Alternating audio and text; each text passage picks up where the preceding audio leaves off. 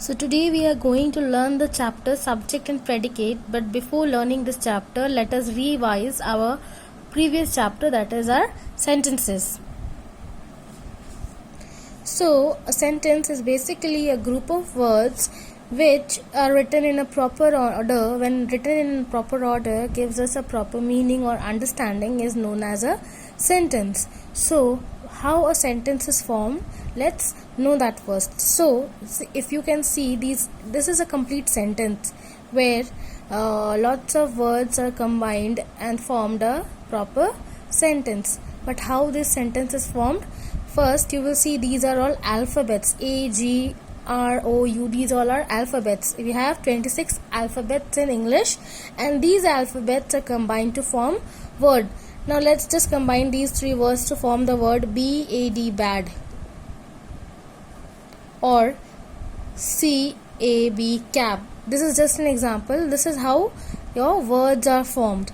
We are using the alphabets of English to form words. Now these words, I have given another example like your cat, ship, Ishita, book. These are words which are formed by joining your alphabets. Now these words are joined to form your sentence. Like I have given you an example over here, Ishita toy abroad.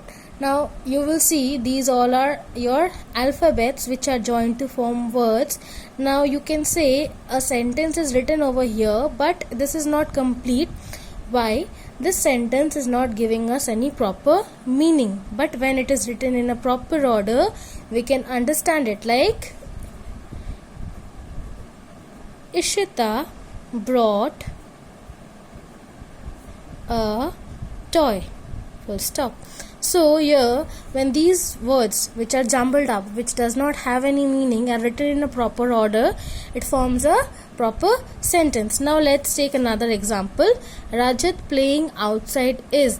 Now here this sentence is also not correct. Why? Because it is not giving us any proper meaning about what is being said about Rajat. So when it is rewritten in proper order, it will be forming a sentence like Rajat is playing